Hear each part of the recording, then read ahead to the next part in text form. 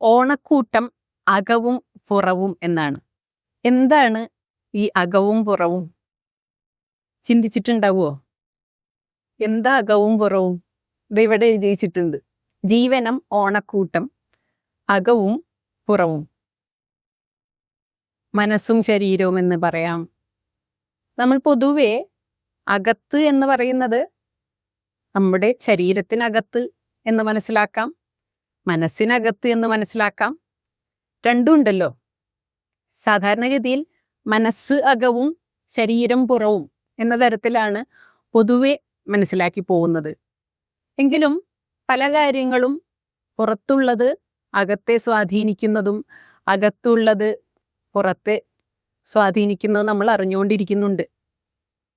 ഒരു നല്ലൊരു ആഹാരം കഴിച്ചു, ആ ആഹാരം അകത്തേക്ക് എത്തിയത്, അകത്ത് നമുക്ക് വലിയ സന്തോഷമൊക്കെ അനുഭവപ്പെടുന്നുണ്ട്.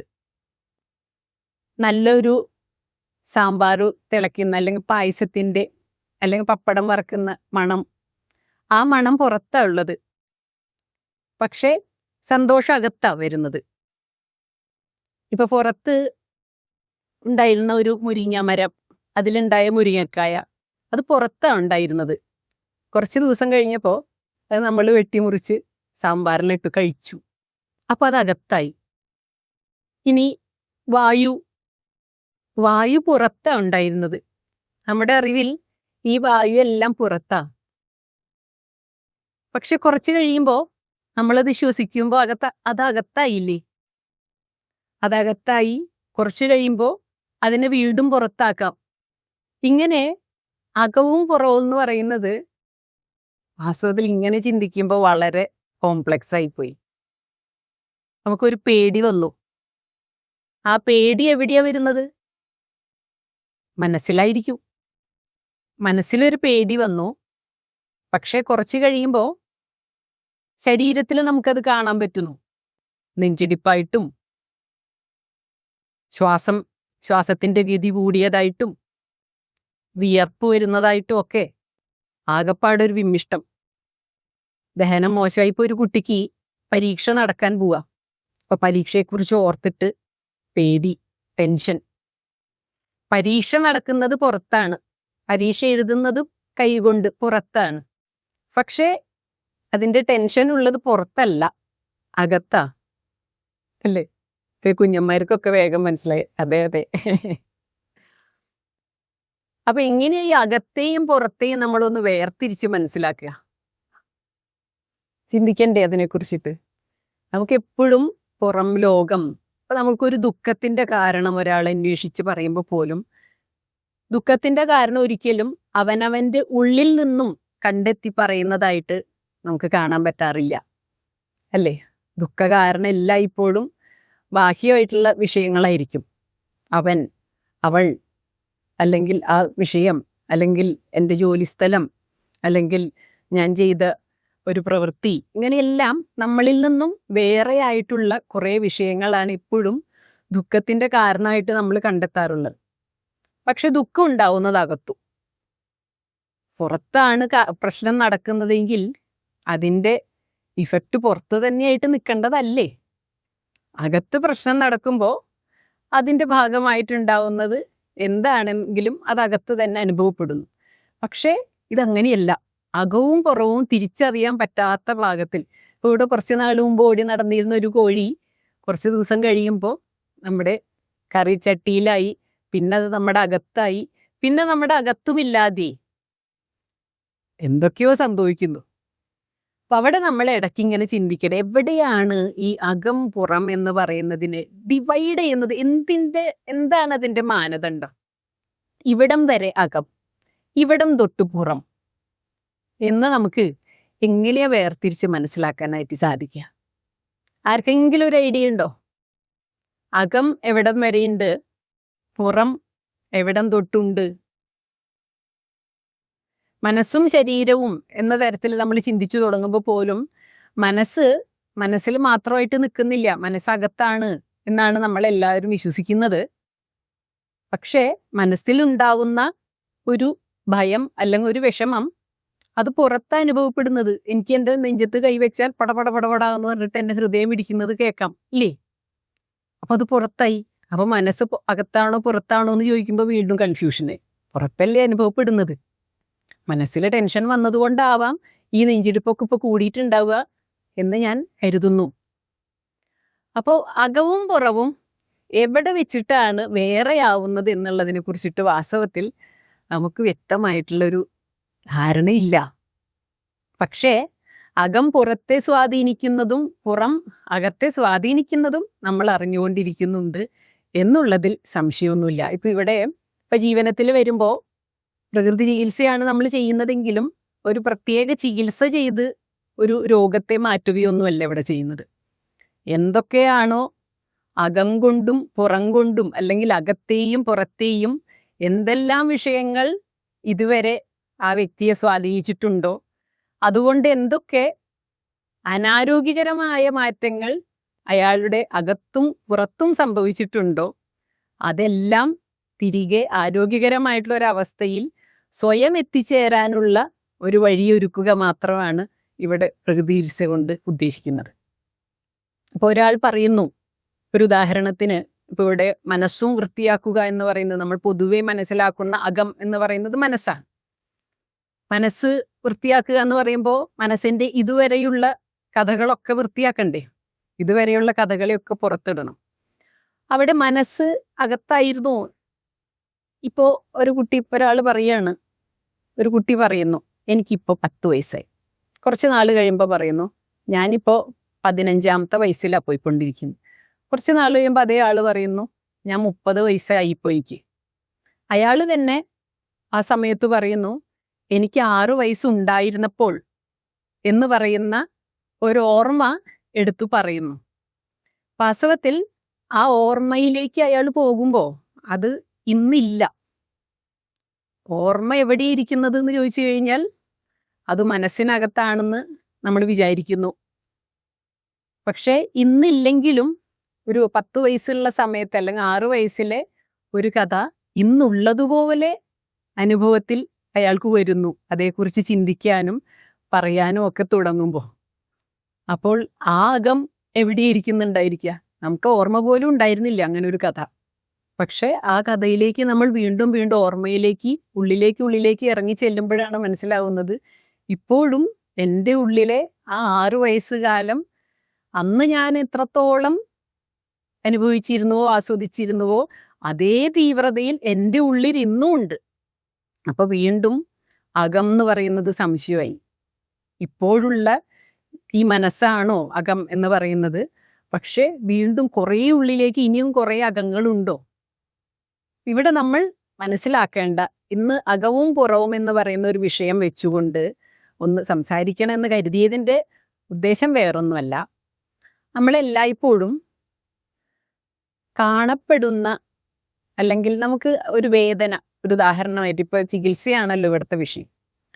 അപ്പൊ എന്തെങ്കിലും ഒരു വേദന ശാരീരികമായിട്ടോ മാനസികമായിട്ടോ ഏത് തരത്തിലും ആയിക്കോട്ടെ, ഒരു ദുഃഖം, ഒരു വേദനയുള്ള ഒരാളാണ് ജീവനത്തിൽ എത്തുന്നത്. ഒരു വേദന നമുക്ക് അനുഭവപ്പെടുന്നത് ഏതൊക്കെ തരത്തിൽ നമുക്ക് മനസ്സിലാക്കാം. നമ്മൾ സാധാരണഗതിയിൽ കാൽമുട്ടിന് വേദനയുണ്ട് അല്ലെങ്കിൽ എൻ്റെ കാലിന് വേദനയുണ്ട് എന്നറിയുന്നു. ആ വേദന ശരീരത്തിൽ മാത്രമായിട്ടല്ല നമ്മൾ അറിയുന്നത്.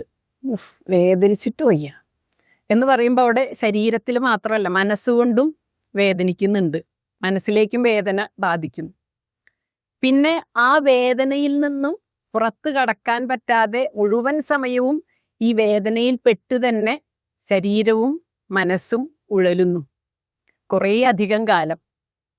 അവിടെ ഈ ഒരു തരത്തിലാണ് നമ്മൾ ചിന്തിക്കുന്നതെങ്കിലോ, എൻ്റെ കാലിന് വേദനയുണ്ട്. ആർക്കാ വേദനയുള്ളത്? എൻ്റെ കാലിന് വേദനയുണ്ട്. ഞാൻ വേദനയാണെന്നല്ലല്ലോ അതിൻ്റെ അർത്ഥം. എൻ്റെ കാലിന് വേദനയുണ്ട് എന്നുള്ളൊരു സത്യം ഞാൻ അംഗീകരിക്കുന്നുണ്ട്. അതെൻ്റെ പുറത്തുള്ളതാ. ആ വേദനയല്ല ഞാൻ എന്നുള്ളൊരു സത്യം നമ്മൾ തിരിച്ചറിയാതെ പോകും, അല്ലെങ്കിൽ ഓർക്കാതെ പോകും. ഒരു വേദന വരുമ്പോൾ, ഒരു വിഷമം വരുമ്പോൾ നമ്മൾ പിന്നെ ആ നിമിഷത്തിൽ ചിന്തിക്കുന്നത് എന്താ? ഇനി ജീവിതം മുഴുവൻ വേദനയാണ്, ഇനി ജീവിതം മുഴുവൻ ദുഃഖമാണ്, ഇനി ജീവിതം മുഴുവൻ തളർച്ചയാണ്. നമുക്ക് എന്ത് അസ്വസ്ഥത വരുമ്പോഴും നമ്മുടെ മനസ്സ് ആദ്യമേ ഇടിയുന്നു. ശരീരം കുറച്ചു നേരം കഴിഞ്ഞാൽ അത് തിരിച്ചു വരും. കാരണം രോഗങ്ങളൊക്കെ ഇപ്പൊ വേദന ഇന്ന് തുടങ്ങിയ ഒരു വേദന ഇനി ഒരിക്കലും മാറാത്ത വേദനയാണെന്നുള്ള രീതിയിലല്ലല്ലോ എല്ലാ മനുഷ്യരിലും നടന്നുകൊണ്ടിരിക്കുന്നത്. വേദനയുണ്ടാവും, ചിലപ്പോൾ കുറച്ച് കഴിയുമ്പോൾ അതിന്റെ തീവ്രത കൂടാം. ആ തീവ്രത കൂടിയ അവസ്ഥയിൽ കുറച്ച് അധിക കാലം ചിലപ്പോൾ നിലനിന്നു എന്ന് വരാം. പക്ഷെ ഇത് അവസാനിക്കുന്നുണ്ട്. പക്ഷെ മനസ്സുകൊണ്ട് ഈ വേദന തുടങ്ങുന്ന സമയത്തോ വേദന നിലനിൽക്കുന്ന സമയത്തോ ഇത് അവസാനിക്കും എന്നൊരു പ്രതീക്ഷ നമ്മുടെ ഉള്ളിലില്ല. കാരണം എന്താ? ശരീരത്തിലാണ്, പുറത്താണ് വേദന ഉണ്ടായതെങ്കിലും ആ വേദനയെ അതിനേക്കാൾ കൂടിയ തീവ്രതയിലാണ് മനസ്സ് ഏറ്റെടുക്കുന്നത് എന്നുള്ളതുകൊണ്ട്. അപ്പൊ നമ്മളവിടെ ഈ കാലിനെയും കാലിൻ്റെ വേദനയെയും എല്ലാം അറിയുന്ന ഞാൻ, അതായത് അകത്തെയും പുറത്തെയും അറിയുന്ന ഒരു ഞാനുണ്ട്. എനിക്ക് കാലുണ്ടെന്നും എൻ്റെ കാലിന് വേദനയുണ്ടെന്നും ഞാൻ അറിയുന്നുണ്ട്. ആ വേദന എൻ്റെ മനസമാധാനം കളയുന്നുണ്ട് എന്നും ഞാൻ അറിയുന്നുണ്ട്. അപ്പൊ ഇതിനെല്ലാം അറിഞ്ഞുകൊണ്ടേയിരിക്കുന്ന ഒരു ഞാൻ എന്ന തരത്തിൽ കൂടി നമ്മൾ നമ്മുടെ മനസ്സിനെ ഒന്ന് തയ്യാറാക്കണം. അങ്ങനൊരു പ്രാപ്തി മനസ്സിനുണ്ടാക്കിയെടുക്കണം. കാരണം എല്ലാം സോൾവ് ആയിക്കൊണ്ടിരിക്കും. ശരീരത്തിൽ വരുന്ന പ്രശ്നങ്ങളും മനസ്സിന് വരുന്ന പ്രശ്നങ്ങളും ജീവിതത്തിൽ ഉണ്ടാവുന്ന പ്രശ്നങ്ങളും കടങ്ങളോ ബാധ്യതകളോ എന്ത് വേണമെങ്കിലും ആയിക്കോട്ടെ, ഇതൊക്കെ ഒരു പ്രത്യേക സമയത്ത് വളരെയധികം കൂടി, പിന്നെ കുറഞ്ഞു, കൂടി കുറഞ്ഞു, കൂടി കുറഞ്ഞു, ഇതിങ്ങനെ സംഭവിച്ചുകൊണ്ട് തന്നെ ഇരിക്കും. കൂടിയാൽ കുറയാതിരിക്കില്ല. മല കയറുമ്പോൾ വളരെ കഷ്ടപ്പാടായി, പക്ഷെ മലയുടെ ഒരറ്റെത്തിക്കഴിഞ്ഞാൽ, ഏറ്റവും മുകളറ്റെത്തിക്കഴിഞ്ഞാൽ പിന്നെ ഇറക്കമുണ്ട്.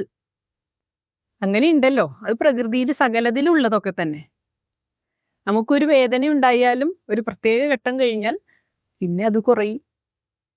പക്ഷെ അത് കുറയുമെന്നുള്ളത് നമ്മൾ മനസ്സിൽ ചിന്തിക്കില്ല വേദനിച്ചുകൊണ്ടിരിക്കുമ്പോൾ. അപ്പം അവിടെ ഈ ഒരു വിധത്തിൽ നമ്മളൊന്ന് ഈ വേദന എന്ന് പറയുന്ന ഒരു വിഷയത്തെ മാത്രം മുൻനിർത്തിയിട്ടെങ്കിലും ചിന്തിക്കുക. വേദന എന്ന് പറയുന്നത് എന്നിൽ വന്നു ചേർന്നിട്ടുള്ള, ഇപ്പോൾ താൽക്കാലികമായി വന്നു ചേർന്ന ഒന്നാണ്. അത് പുറത്താണ്. അതിനകത്തേക്ക് എടുക്കുന്നു, അകത്ത് തന്നെ നിലനിർത്തുന്നു.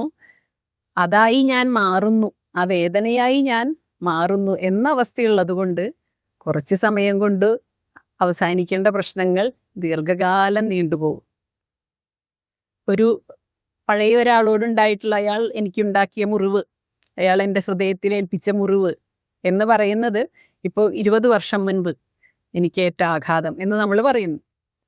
20 വർഷം മുൻപ് ആഘാതമേൽപ്പിച്ച വ്യക്തി ഇന്ന് എൻ്റെ മുമ്പിലില്ല. 20 വർഷം മുൻപാണ് ആഘാതമേറ്റത്. വാസ്തവത്തിൽ അന്നേറ്റ മുറിവും ഇന്നില്ല. പക്ഷെ മുറിവുണ്ട് എന്ന് നമ്മൾ പ്രഖ്യാപിക്കുന്നു.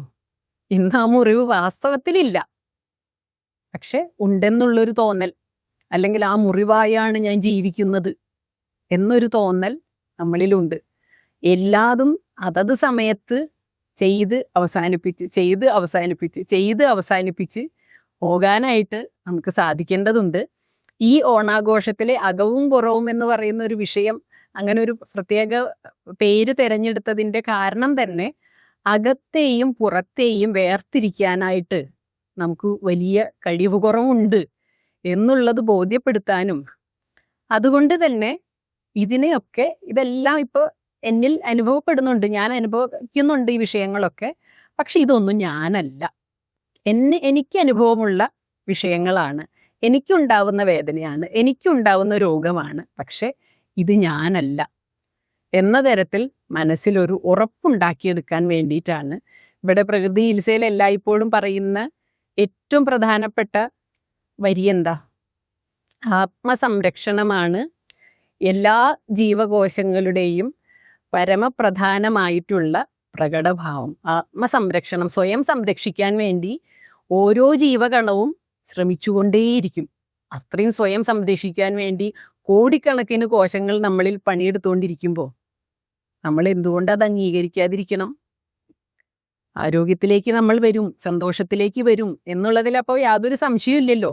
തത്വത്തിൽ ഇങ്ങനെയാണ് പ്രകൃതിയിൽ സംഭവിക്കുന്നതെങ്കിൽ, സ്വയം സംരക്ഷണം സദാ സംഭവിച്ചുകൊണ്ടിരിക്കും എന്ന തിരിച്ചറിവുണ്ടെങ്കിൽ ഇത് ഒരു കാഴ്ചക്കാരനായിട്ട്, അല്ലെങ്കിൽ യഥാർത്ഥത്തിലുള്ള ഞാൻ എന്നുള്ളതും അനുഭവിച്ചുകൊണ്ടിരിക്കുന്ന ഞാൻ എന്നുള്ളതും അതിനെ നമുക്ക് വ്യത്യസ്തമായിട്ട് തന്നെ കാണാനും അറിയാനും പറ്റും. വേദന വരുമ്പോൾ തത്വങ്ങളെല്ലാം മറക്കും എന്നുള്ളത് സത്യമാണ്.